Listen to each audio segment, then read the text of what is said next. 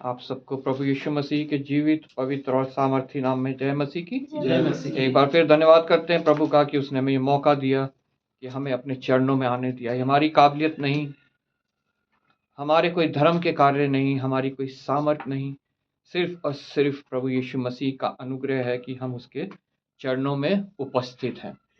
मैं हमारे बीच में एक नई बहन और अपने बेटे के साथ आई हैं। क्या नाम है बहन आपका? लालपति। और बेटे का? ऋतिक। हम प्रभु यीशु मसीह के नाम में उनका अभिनंदन करते हैं इस कलीसिया में, और हम प्रभु से विनती करते हैं कि जैसा प्रभु उनको यहाँ लेके आया है, शायद भाई रविशंकर ने उन्हें प्रभु के बारे में, कलीसिया के बारे में बताया, वो यहाँ आई हैं, लेकिन प्रभु उनको जो है वो यहाँ लेके आया है ताकि प्रभु उनके जीवन में कार्य कर सके, उनके देह प्राण आत्मा में कार्य कर सके, और उनकी देह को, उनके प्राण को आत्मा संभाल के आत्मिक जीवन दे के उन्हें आत्मिक स्थानों में पहुंचा सके। हम प्रभु का यीशु के नाम से उनका अभिनंदन करते हैं। ताली बजा के हम सब उनका अभिनंदन करेंगे।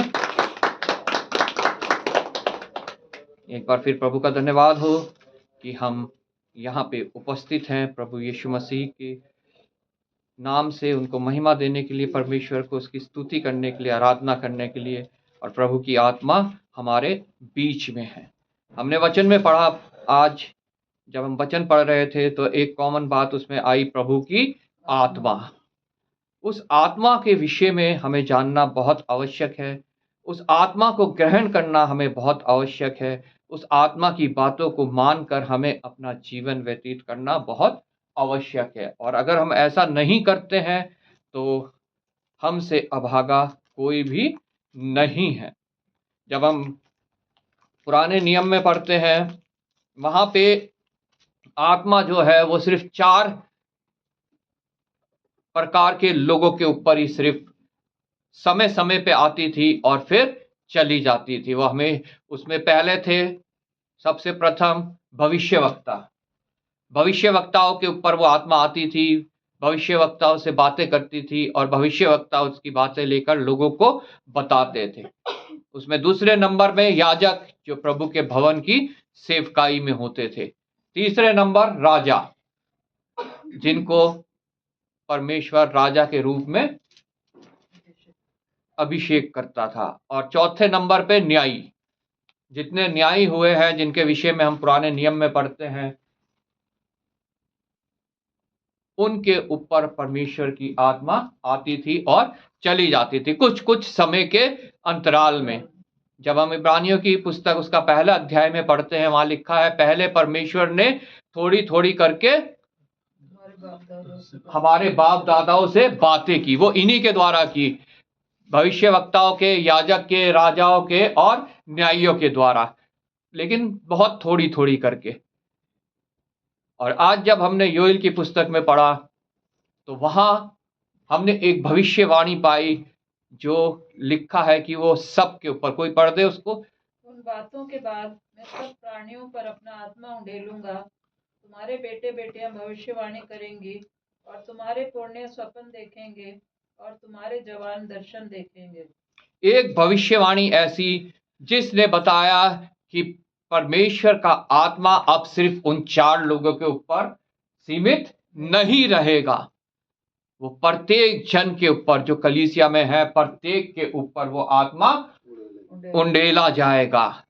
लेकिन वो आत्मा उंडेलने से पहले परमेश्वर ने एक और बात कही कि अपने वस्त्र नहीं, अपने मन ही फाड़ कर मेरे पास आओ। हालेलुया। और जितने लोग ऐसा करके परमेश्वर के पास आएंगे, प्रभु की आत्मा जो है उनके ऊपर उतरेगा।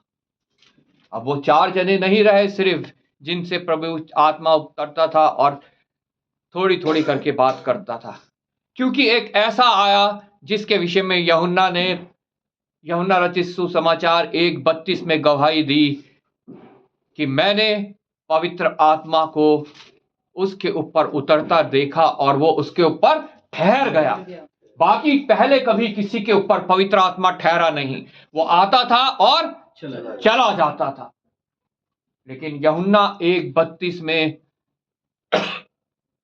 यूहन्ना बपतिस्मा देने वाले ने एक गवाही दी कि मैंने उस आत्मा को कबूतर के समान आकाश से उतरते देखा और वह उस पर ठहर गया। और वह उस पर ठहर गया। और आत्मा जब उसके ऊपर ठहर गया तो उसने इस पृथ्वी पर उस आत्मा के द्वारा कार्य किया। और कितने ही आश्चर्य कर्म, कितने ही चिन्ह जो है उसने उस समय इस पृथ्वी पर दिखाए। हालेलुया। हालेलुया। कितने ही लोगों ने चंगाई पाई, कितने ही लोगों से दुष्ट आत्माएं निकली, कितने ही मुर्दे जिलाए गए। ये सब आश्चर्य क्रम चिन्ह इसका सबूत थे कि पवित्र आत्मा उसके ऊपर ठहर गया है।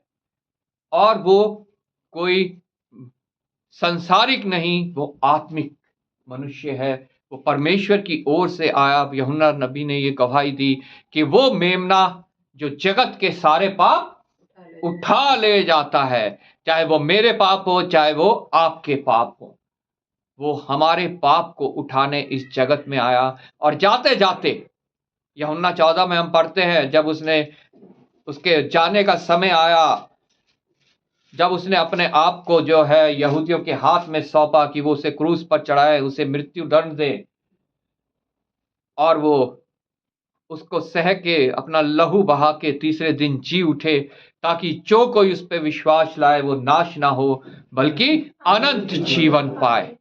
उस समय जाने से पहले उसने यूहन्ना 14 में गवाही दी कि मैं जाता हूं और तुम्हारे लिए एक सहायक भेजूंगा। क्योंकि प्रभु यीशु मसीह के ऊपर वो आत्मा ठहरा हुआ था, और प्रभु यीशु मसीह जब गया तो उसको साथ लेके गया, लेकिन उसने वादा किया कि मैं उसे वापस भेजूंगा, जो सत्य का आत्मा, पवित्र आत्मा, मैं तुम्हारे को वापस वो भेजूंगा। और जब वो आएगा, जितनी बातें मैंने तुमसे कही है वो तुम्हें समझाएगा। हालेलुया। हालेलुया। जो बातें इस वचन में आज लिखी हैं, पवित्र आत्मा के बिना उसको हम समझ नहीं सकते हैं। और वो भविष्यवाणी पूरी हुई प्रेरितों के काम, जब हम दूसरा अध्याय पढ़ते हैं, वहां पे पेंटिकॉस्ट के दिन जो है, जो योएल नबी ने भविष्यवाणी की थी, वो वहां पर पूरी होती हम देखते हैं। वहां पे जब हम प्रेरितों के काम उसका दूसरा अध्याय, वे सब पवित्र आत्मा से भर गए। उसके पहली आयत से, जब पेंतेकोस्त का दिन आया तो वे सब एक जगह इकट्ठे थे। एकाएक आकाश से बड़ी आंधी सी सनसनाहट का शब्द हुआ, और उससे सारा घर जहां वे बैठे थे गूंज गया। और उन्हें आग की सी जीभें फटती हुई दिखाई दी, और उनमें से हर एक पर आ ठहरी। वे सब पवित्र आत्मा से भर गए, और जिस प्रकार आत्मा ने उन्हें बोलने की सामर्थ दी, वे अन्य अन्य भाषा बोलने लगे। वे सब पवित्र आत्मा से भर गए, जिनके विषय में लिखा है, सब प्राणियों पर अपना आत्मा उंडेलूंगा, तुम्हारे बेटी बेटियां भविष्यवाणी करेंगे, और तुम्हारे पुण्य स्वप्न देखेंगे, और तुम्हारे जवान दर्शन देखेंगे। क्यों? क्योंकि वे सब पवित्र आत्मा से भर जाएंगे। लेकिन जब हम योएल 2:12 से पढ़ते हैं, लिखा है, तो भी यहोवा की यह वाणी है, अभी भी सुनो, उपवास के साथ रोते पीटते अपने पूरे मन से फिरकर मेरे पास आओ। वो आज भी मनुष्यों को बुला रहा है, जो परमेश्वर को तुच्छ जानते हैं, प्रभु के उत्तम इंतजाम को, जो उसने अपने पुत्र को भेजकर अपना बलिदान दिया उस पुत्र ने, ताकि हम बचाए जाएं, उसे तुच्छ जानते हैं। प्रभु उन सब को इनवाइट कर रहा है, चाहे वो मैं हूं, चाहे आप हैं, या संसार के जितने मनुष्य घूम रहे हैं इधर उधर, प्रत्येक जन को परमेश्वर इनवाइट कर रहा है, अपने पूरे मन से फिरकर मेरे पास आओ। आधे अधूरे मन से नहीं, कि आधा मन तुम्हारा यहाँ पे है, प्रभु के पास है, प्रभु के पास आ रहे हो कुछ पाने के लिए, और उसी आधे मन को लेकर तुम और कहीं भी जा रहे हो कि वहां जाके हम मांगे, शायद हमें वहां से मिल जाए। ऐसा नहीं, प्रभु ऐसे लोगों को बिल्कुल भी पसंद नहीं करता है। दोगले लोगों के विषय में वचन में लिखा है कि वो समुद्र में उठने वाले झाग के समान है, और परमेश्वर के पास उनके लिए कुछ भी नहीं है। लेकिन अगर हम पूरे मन से प्रभु के पास आते हैं, तो निश्चय वो हमारे हर दुख को, हर तकलीफ को, हर बीमारी को, हर समस्या को मिटाने के लिए तैयार है और सबसे बढ़कर वो हमें उद्धार देने के लिए तैयार है। आगे लिखा है, अपने वस्त्र नहीं अपने मन ही को फाड़कर अपने परमेश्वर यहोवा की ओर फिरो, क्योंकि वह अनुग्रहकारी, दयालु, विलंब से क्रोध करने वाला, करुणा निधान और दुख देकर पछताने हारा है। अपने वस्त्र नहीं। पुराने नियम को जब हम पढ़ते हैं, वहां क्या होता था, लोग किसी दुख तकलीफ समस्या में होते थे, वो अपने वस्त्र फाड़ के टाट ओढ़ के राख के ऊपर बैठ जाते थे। लेकिन वो परमेश्वर को पसंद नहीं है।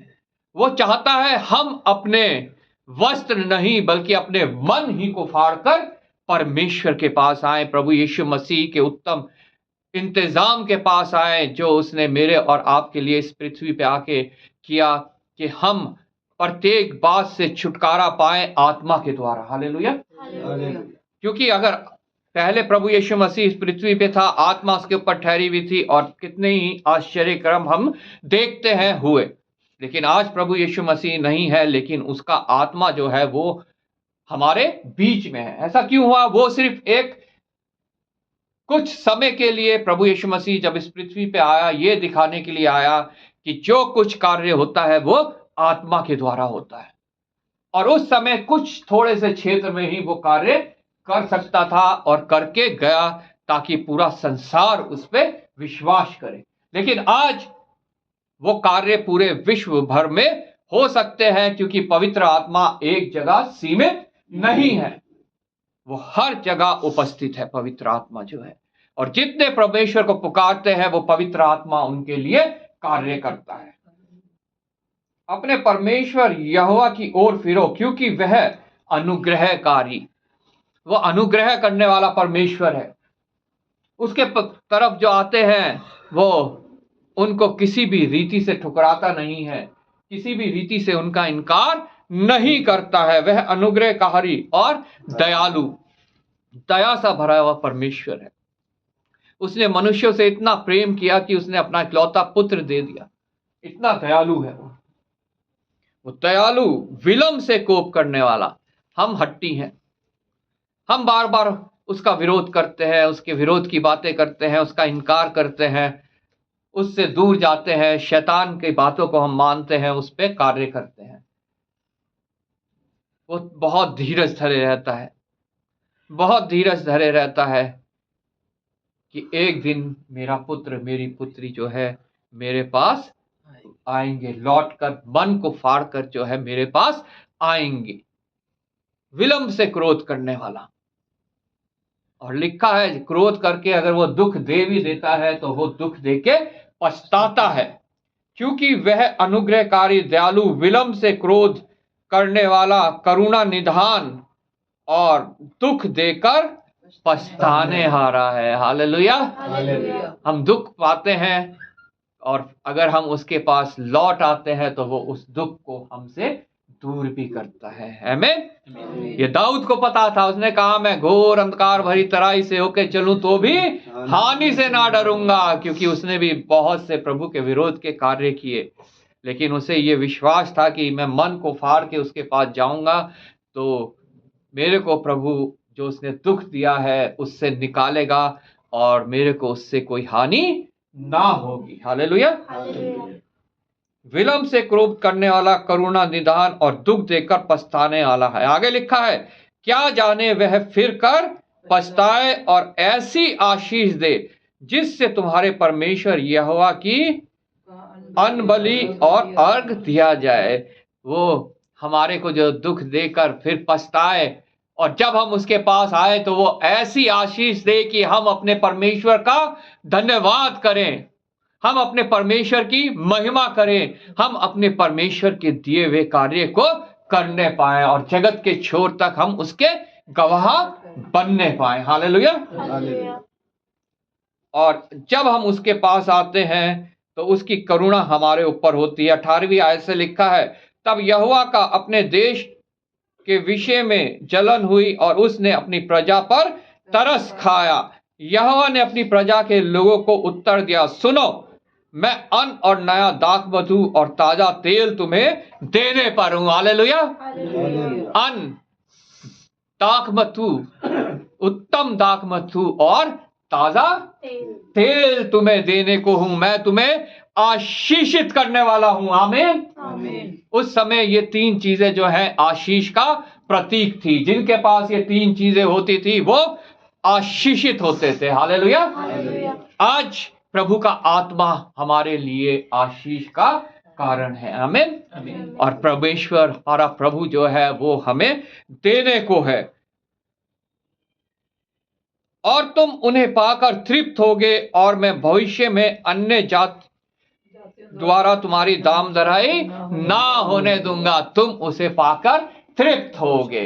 प्रभु के वचन में लिखा है, धन्य है वह जो धर्म के भूखे और प्यासे हैं, क्योंकि वो तृप्त किए जाएंगे। संसार में कोई मनुष्य आज तृप्त नहीं है। सिर्फ परमेश्वर के जन, प्रभु यीशु मसीह के जो अनुयायी हैं, वो लोग सिर्फ तृप्त हैं, क्योंकि वो धर्म के भूखे और प्यासे हैं। उनके पास चाहे आधी रोटी खाने को है, चाहे उनके पास जो है बहुत भंडार भरा पड़ा है, उनमें से कोई भी जन ऐसा नहीं है जो तृप्त नहीं है, क्योंकि परमेश्वर उन्हें उन बातों के लिए जो वो धर्म के भूखे और प्यासे हैं तृप्त करता है। हालेलुया। उन्हें सिर्फ परमेश्वर चाहिए, उन्हें सिर्फ प्रभु के वचन चाहिए, उन्हें सिर्फ पवित्र आत्मा की आवश्यकता है। संसारिक भौतिक धन दौलत की नहीं, जिसके पीछे मनुष्य अपना जीवन बर्बाद कर देते हैं, उसके लिए नहीं। उन्हें सिर्फ आवश्यकता है परमेश्वर की आत्मा की, जो उन्हें सही मार्ग पर चलाए, सही मार्ग पर गाइड करे और उस मुकुट तक उनको लेके जाए जो परमेश्वर ने प्रत्येक अपने धीरज धरने वाले लोगों के लिए ठहरा कर रखा हुआ है। जैसे परमेश्वर धीरजवंत है, हमें भी धीरजवंत बनना है। संसार में दुख तकलीफें आएंगी, ये हमें वचन ये नहीं बताता कि दुख तकलीफें नहीं आएंगी, ये बल्कि ये बताता है कि तुम तैयार रहो इन बातों के लिए। दुख तकलीफ, संकट, कलेश, लड़ाई झगड़े, बीमारी, कमी घटी, ये सब बातें तुम्हारे ऊपर आएंगी, लेकिन पौलुस कहता है इनमें से कोई भी बात मुझे परमेश्वर के प्रेम से अलग नहीं कर सकती, क्योंकि वो पवित्र आत्मा से भरा हुआ है। आज मैं और आप, क्या हमें ये बातें परमेश्वर के प्रेम से अलग कर रही हैं? हमें ये देखना है। अगर कर रही हैं तो अभी भी हमारे पास मौका है कि हम परमेश्वर से मांगे। प्रभु कहता है मुझसे मांगो, वो बिना उलाहना दिए देने वाला परमेश्वर है। वो अपनी आत्मा देगा जो हमें गाइड करेगी, हमें लीड करेगी, हमें इस संसार में प्रभु की एक चलती फिरती पत्री बनाएगी। हालेलुया। और जब ऐसा होता है तो परमेश्वर अपने लोगों को से मगन होता है। लिखा है 23 आयत में, हे सिय्योन के लोगों, तुम अपने परमेश्वर यहोवा के कारण मगन हो और आनंद करो, क्योंकि तुम्हारे लिए वह वर्षा अर्थात बरसात की पहली वर्षा बहुतायत से देगा और पहले के समान अगली और पिछली वर्षा को भी बरसाएगा। हालेलुया। अगली और पिछली वर्षा जो हमने खो दी अपने प्रभु के इनकार के कारण, उससे दूर होने के कारण, जो आशीषें हमने खो दी है, परमेश्वर हमें वो भी देने को है। हालेलुया। अगली और पिछली वर्षा सारी वो हमें देने को है, और वो भी समय पे। मेरा समय नहीं, आपका समय नहीं, परमेश्वर का समय। हालेलुया। और जब हम उसके समय का इंतजार करते हैं तो हमें उत्तम प्राप्त होता है। वचन में लिखा है हर एक उत्तम आशीष परमेश्वर की ओर से है, स्वर्ग से है। हालेलुया। संसार से हमें कुछ भी उत्तम नहीं मिल सकता। कितना भी धन दौलत मिल जाए, कितने बड़ी नौकरी मिल जाए, डिग्रियां ले लो, लेकिन वो हमारे लिए उत्तम नहीं है जब तक हमारे को परमेश्वर की ओर से ना मिले। हालेलुया। वो हमारे हानि की है, वो हमारे नुकसान की है, लेकिन अगर वो ही परमेश्वर की ओर से मिली है तो वो परमेश्वर की महिमा के लिए इस्तेमाल होनी चाहिए। जो कुछ हमें मिला है, हम इससे जान सकते हैं कि वो परमेश्वर की ओर से है कि नहीं है। अगर वो परमेश्वर की महिमा के लिए हम इस्तेमाल कर रहे हैं तो वो परमेश्वर की ओर से है, स्वर्ग की ओर से है। और यदि हम उनको अपने संसारिक भोग विलास, संसारिक आनंद के लिए इस्तेमाल कर रहे हैं तो वो परमेश्वर की ओर से कदापि नहीं है और परमेश्वर की निंदा के लिए है। हालेलुया।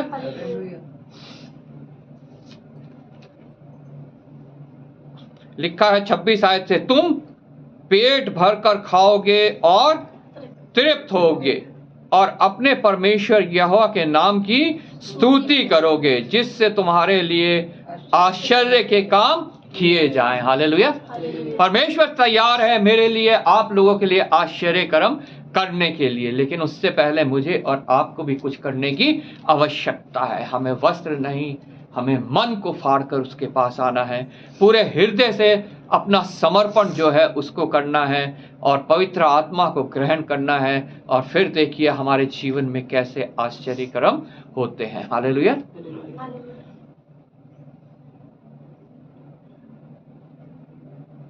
जिससे तुम्हारे लिए आश्चर्य कर्म किए हैं, मेरी प्रजा की आशा फिर कभी ना टूटेगी। तब तुम जानोगे कि मैं इज़राइल के बीच में हूं और मैं यहोवा तुम्हारा परमेश्वर हूं और कोई दूसरा नहीं है। मेरी प्रजा की आशा फिर कभी ना टूटेगी। वो जीवित आशा, परमेश्वर की प्रजा की क्या जीवित आशा है कि प्रभु यीशु मसीह दोबारा आएगा, उसका महिमा में आगमन होगा और वो हमें अनंत जीवन के लिए लेकर जाएगा। इस शरीर का जीवन जो है हमारा अनंत जीवन नहीं है, ये कुछ समय का है। ये तैयारी के लिए मुझे और आपको दिया गया है, प्रत्येक मनुष्य को दिया गया है। दो मार्ग सामने रख दिया है, एक मृत्यु को पहुंचाता है, एक जीवन को पहुंचाता है। चुनाव मेरा है, चुनाव आपका है, परमेश्वर किसी के ऊपर थोपता नहीं है। और लिखा है, उन सब बातों के बाद पुण्यों पर अपना आत्मा उंडेलूंगा, तुम्हारे बेटी बेटियां भविष्यवाणी करेंगे, जिसके विषय में अभी हमने पढ़ा, और जो प्रेरितों के काम में जाकर हमने देखा कि वो भविष्यवाणी पूरी हुई। इस पुस्तक की कोई ऐसी भविष्यवाणी नहीं है जो पूरी नहीं हुई। पुराने नियम की भविष्यवाणियां प्रभु यीशु मसीह के आगमन से सारी पूरी हुई हैं, और नए नियम में जो भविष्यवाणियां हैं प्रभु यीशु मसीह का जब महिमा में आगमन होगा वो भी सब पूरी होंगी। हालेलुया।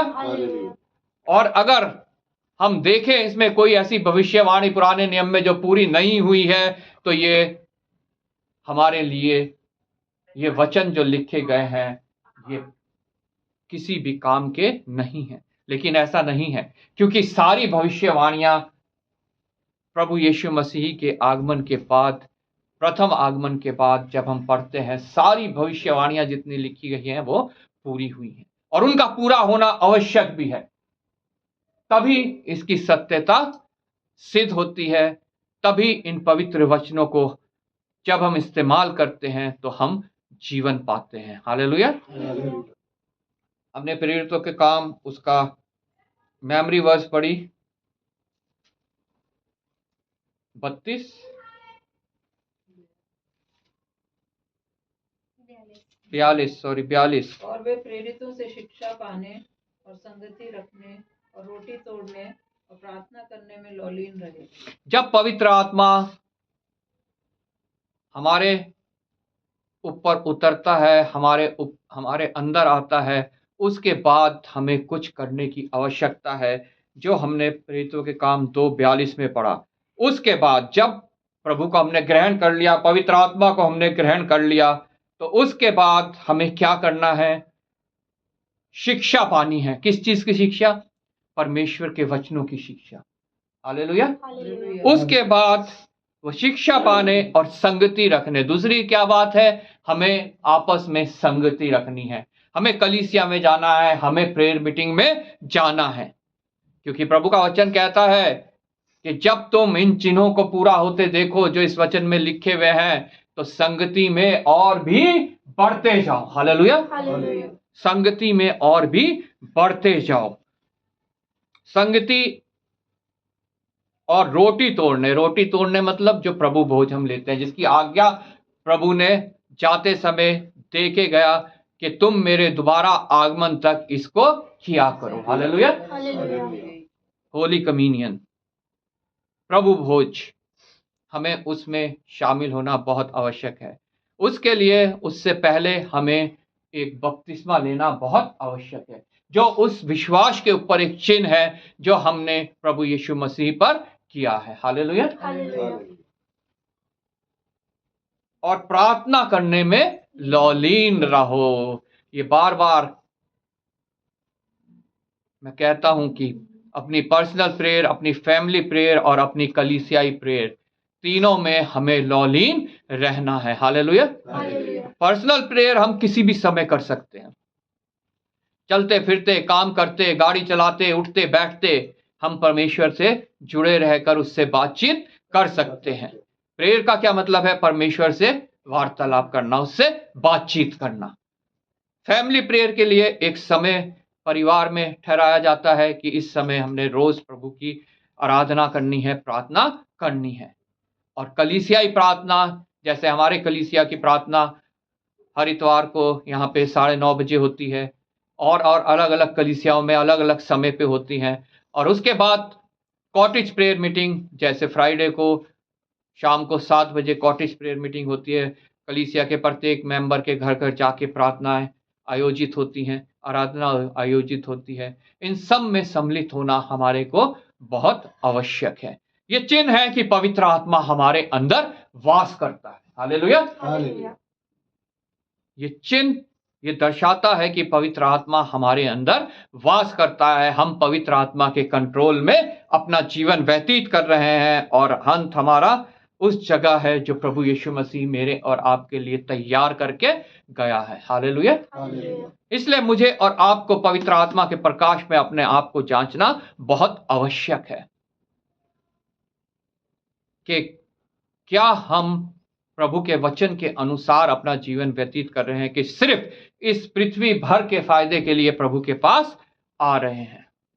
जितने सिर्फ पृथ्वी भर के फायदे के लिए आ रहे हैं, चंगाई पाने के लिए, नौकरी पाने के लिए, शादी पाने के लिए, बच्चे पाने के लिए, कलेश मिटाने के लिए, कर्ज मिटाने के लिए प्रार्थनाएं करवा रहे हैं, प्रभु का वचन कहता है उनसे अभागा कोई भी नहीं है। लेकिन अगर हम सच्चे मन से अपने मन को फाड़ कर प्रभु के पास आते हैं, प्रभु की महिमा को जानते हुए, प्रभु के उत्तम इंतजाम को जानते हुए कि वो ही सिर्फ हमें उद्धार दे सकता है, तो प्रभु का वचन कहता है जितने धर्म के भूखे और प्यासे हैं वो तृप्त किए जाएंगे।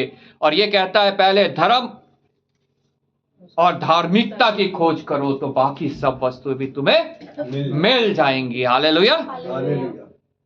तो हमें अपने आप को जांचने की आवश्यकता है। प्रभु हमारे लिए काम करने को तैयार है, वो हमारे लिए आश्चर्य कर्म करने को भी तैयार है, वो चंगाई देने को, छुटकारा देने को, हर एक बात से हमारे को छुड़ाने के लिए तैयार है, हर रोग से हमें चंगाई देने के लिए तैयार है, और हमारे इस अनंत मृत्यु के जीवन को अनंत जीवन के जीवन में बदलने के लिए तैयार है। हालेलुया। लेकिन मैं और आप कैसे उसके पास आते हैं, यह हमें जांचना बहुत आवश्यक है। प्रभु आपको इस वचन के द्वारा आशीष दे। मैं रविशंकर जी से रिक्वेस्ट करूंगा वो प्रार्थना में अगुवाई करें।